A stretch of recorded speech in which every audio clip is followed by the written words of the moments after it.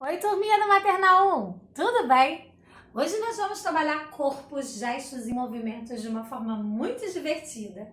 Isso mesmo, hoje eu trouxe para minha casa um pouquinho do arraiá da SEB. Então, ó, enfeitei com bandeirinhas, escrevi aqui arraiá da SEB, porque mês de junho é o mês que a gente comemora uma festa muito legal que faz parte da nossa cultura, que se chama Festa Junina. Então, nessa festa junina tem brincadeiras, tem comidinhas típicas, tem dança, né? Tem fogueira. E falando de fogueira, hoje nós vamos confeccionar uma fogueira com sucatas. Então, você aí na sua casa vai ver qual material que você tem aí, jornais, revistas, papelão, o que você tiver aí para confeccionar uma fogueira. Na minha casa eu tinha folha amarela, tinha folha laranja e ó, fiz uns canudinhos aqui, tá vendo?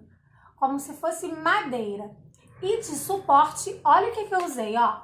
Uma garrafa de 600 ml, tá vendo?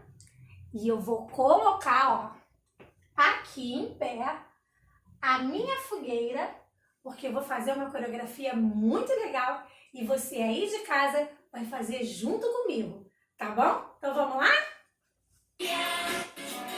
Vamos pular? Cuidado para não se queimar.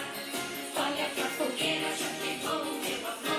Pulando, hein? Pula a fogueira, ia, ia. Pula de novo. Pula a fogueira, ia, ia.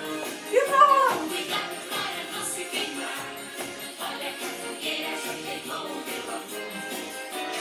Isso aí, então vocês vão confeccionar a fogueira e além de confeccionar a fogueira, vocês vão pular, tá bom? Vão dar um pulo pra cá e vão dar um pulo pra lá, tá bom? Vamos movimentar o nosso corpo. Eu vou continuar aqui, ó, dançando na minha festa junina e você aí de casa vai fazer a fogueira, vai pular, vai cantar a musiquinha, vai gravar um vídeo e mandar pro WhatsApp da SEB, porque eu tô aqui, ó, curiosa para saber como vai ser o seu arraiá da SEB aí na sua casa, tá bom?